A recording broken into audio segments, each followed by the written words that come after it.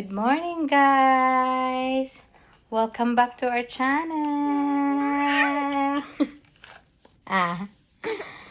So for today's video, we're gonna pack our things kasi may trip kami ni Amelia tomorrow. Abangan! Abangan! So, bukas guys, maaga pa yung flight namin. 8 a.m. So, sasabay kami sa daddy niya.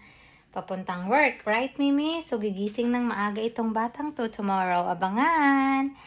So, pakita ko sa inyo kung ano yung mga dinadala ko for short trip. Kasi 5 days lang naman kami.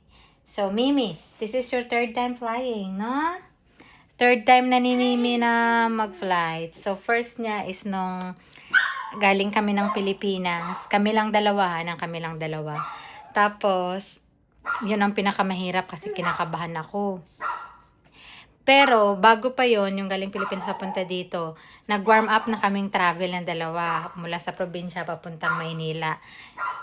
Sa isang oras lang naman. Practice ba? Tapos, para hindi ako kabahan. Tapos, Manila to Korea. Okay naman siya, hindi siya umiyak. Tapos, Korea to dito na US. 12 hours flight. Just me. Pero, buti na lang talaga mabait tong batang to. Hindi siya umiyak. Umiyak lang siya konti. Tapos, padidihin ko lang. Tapos, tutulog na naman siya. Right, Mimi? You a good girl? Pumpkin, come here. So, ito yung mga dadalhin ko, guys. Pakita ko sa inyo. So, na-ready ko na ang aming bag, guys. Ito lang dadalhin ko. Carry-on lang, tsaka yung diaper bag. Ito yung aking damit. Underwears. Tapos magdadala lang ako ng isang hoodie at saka isang long sleeve na corduroy. Kasi hindi mag-aanong malamig sa pupuntahan namin. Just in case lang. Tapos ito namang outfit ni Mimi for the whole trip. Medyo madami-dami yan para madami siyang choice. Tapos itong toiletry bag namin, shampoo, face wash, shampoo ni Mimi. Tapos itong cute-cute na bomber jacket ni Mimi. Right? Huh? Are you excited, me? And itong cute-cute na dress niya, dadalhin din natin yan. Yan. Okay na yan. Ready na yan ni Mami. Tapos, sa diaper bag, nagdala ako ng diaper. Magdadala ako ng diapers namin, guys, kasi hindi siya nabibili sa mga sa mga grocery eh. Kailangan subscription. Meron naman sa sa Target daw, pero 3 packs kasi yung pinakamababa sa Target. Yun lang ang store na meron sila sa Target. Tas aside nun, na lahat, subscription. Or kung ayaw mo naman nag-subscribe, one-time order, which is, hindi ka makakasave. Tapos, wipes. Isang wipes lang dadalhin ko. Carry na yan for the whole trip. And then, ito, burp cloth, 2. Tapos, bib. 2 bib lang in case na may spit up. Tapos, magdadala ako ng pang-kikay-kikay. Itong cute-cute na mga hair clips ni Mimi. Cute, oh. Tamang-tama pang fall and winter. Yan, dadalhin ko yan. Tapos itong elastics para pag tali-tali ng buhok si Madam. Hey! What you doing? OMG. What did you do? That is mine. This is yours, oh. Okay, let's proceed, guys. Tapos, magdadala ako ng, madaming toys. Pangkagat niya, kasi lahat kinakagat niya. Yan. Ito, essential. Teeter, banana. Tapos, pacifier clip. Pacifier. Tapos, madami pang teeter. Yan. Cute-cute na mga teethers. And then, ito, guys. Gusto niya to kasi didikit mo to sa airplane. Sa window, tas ikot-ikutin niya. Yan, nalilibang siya dyan. Tapos, books. Magdadala ko ng books. Ito. Kasi gusto niya, tumitingin ng mga colors dyan. Tapos meron siyang favorite na book. Dadalhin natin to, me. Ito. Ito, favorite niya. Dalhin ko to. Your favorite!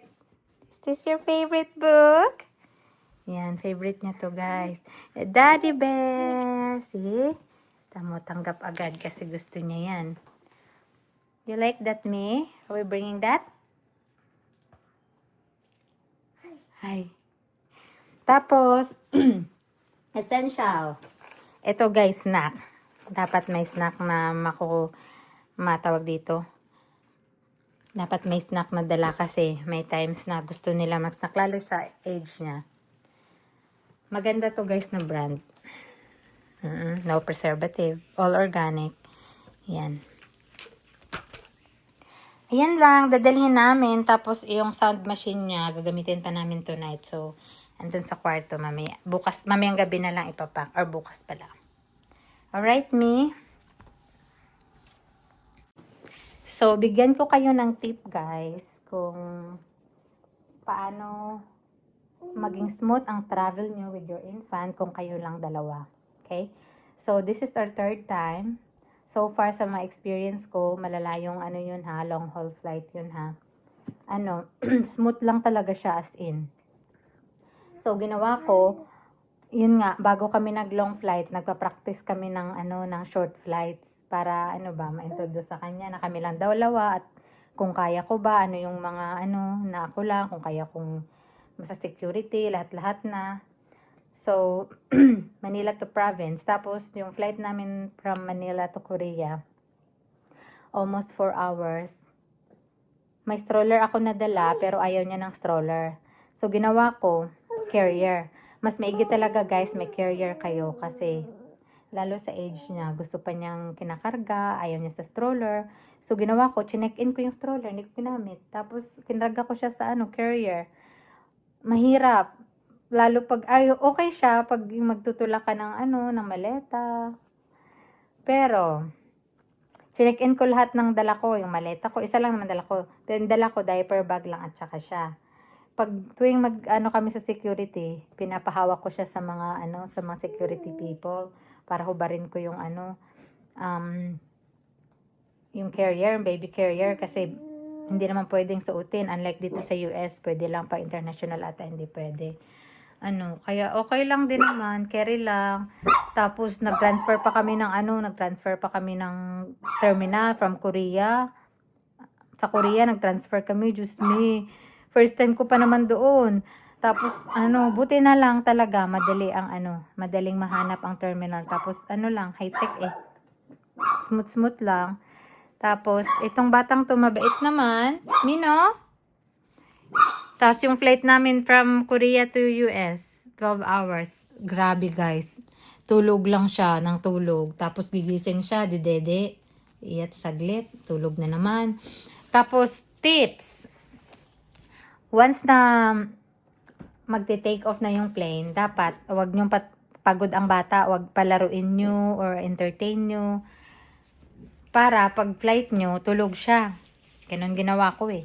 Tapos dapat medyo gutom siya bago mag-take off para magdedede siya. Kasi kailangan yun para hindi mag-pop yung ear nila kasi nakakabingi yun.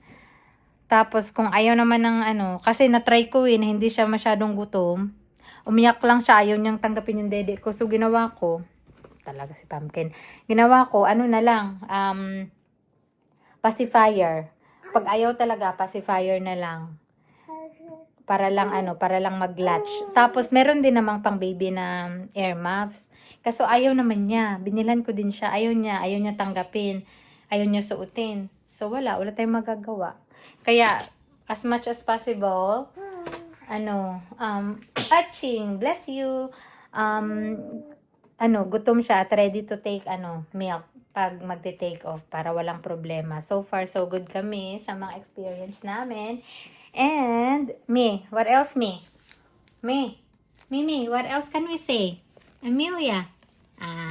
Si Amelia kasi, gusto niya gising siya kasi nakikipaghuntahan siya sa mga tao sa plane. Panay siya, hi, hi, ngiti sa mga tao. Minsan ako nahihiya kasi baka gusto magpahinga. Si Amelia panay kulang na lang magpakarga siya.